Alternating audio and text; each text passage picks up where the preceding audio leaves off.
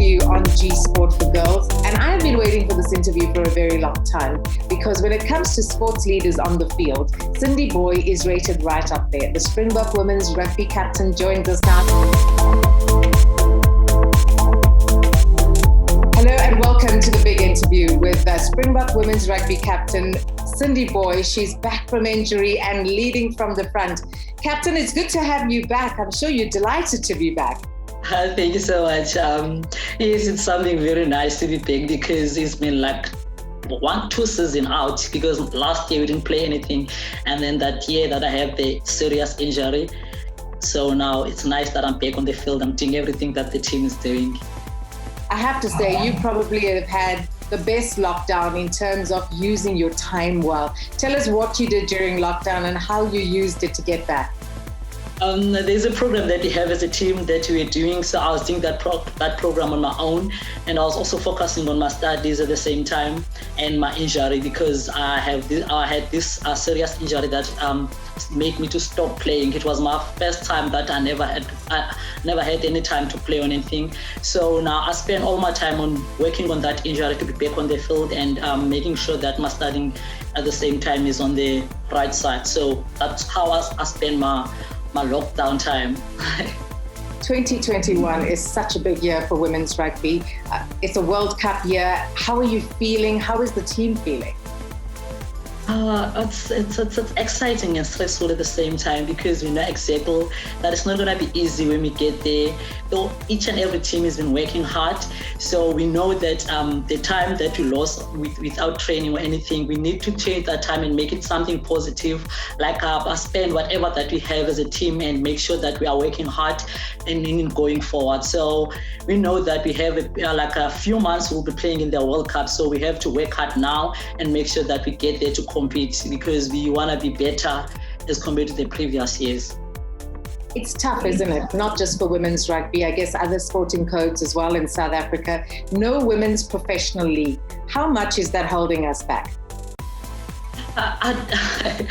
It's not something that we can change in a minute, but in time to time we see changes in our program and there. So as time goes, we'll see that there will be a huge difference in what we used to. For example, for me, I started to play in 2010 for Springbok. As if I can do the comparison from now and then, I could see the huge difference.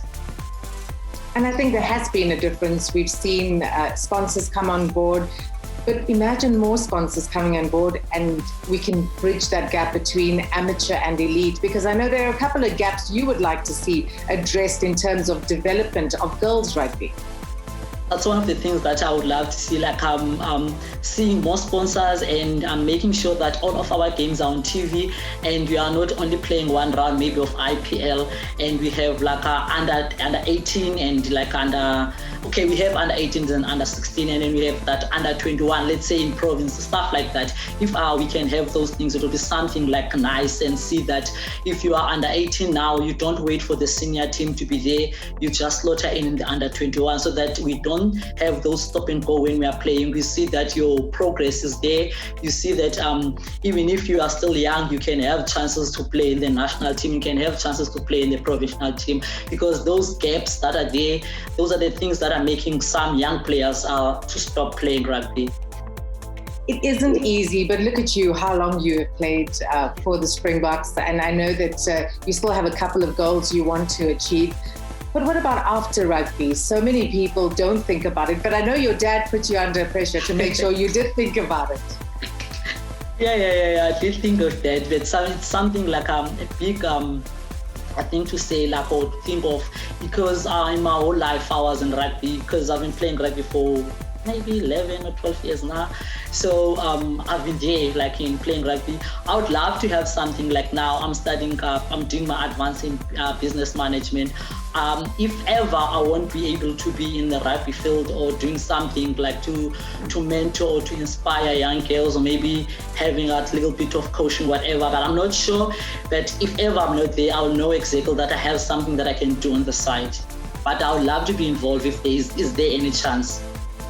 Well, you come from the Eastern Cape, where cricket is such a huge and popular sport. How did you choose rugby? Were your family not disappointed with you? I would say to you at the beginning, I was like a cricket player in my village. The only thing that was there, it was cricket. So I was playing cricket and everyone in my family knew that I was doing good on that. But immediately when I hit the university, that's where I started to get into rugby, because I was invited and then I ended up loving sport, and that was me and rugby. And then I ended up stopping playing cricket. But you're still a cricket fan, right? Yes, I do watch it a lot. I want to talk about Siya Kolisi and the Springbok men's team, World Cup winners. I'm sure they've inspired you to go on to go to the World Cup and represent South Africa with pride. He's always like he inspired the whole country, including ourselves, and we also love the support that he is giving us each and every time when he is invited to come and say something to us. He never hesitates to do that.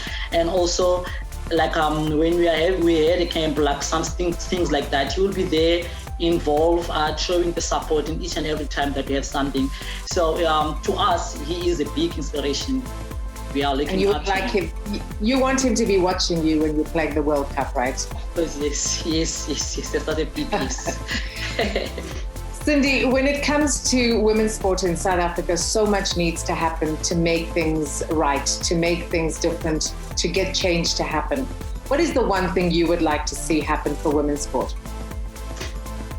I'll say that if we can have like programs in there for us. For example, if you look at them, for example, I'll talk about rugby.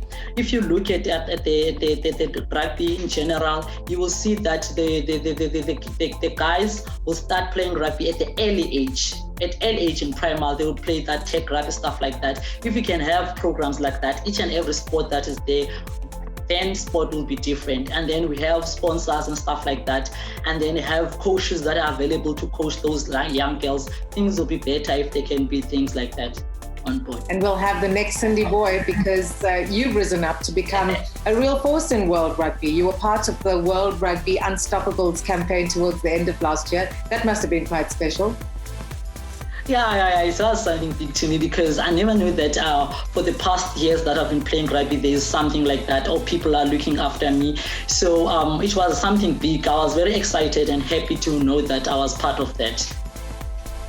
Well, it's lovely to catch up with you on G Sport. I hope this isn't the last time we speak to you, and I hope you remain injury-free, because it's good to have the captain back. Thank you so much for hosting me. I'll make sure that I keep everything right. I'll do my training and my rest and everything so that I can be fine when it's World Cup time. Cindy Boy on the big interview on G Sport. Thank you so much.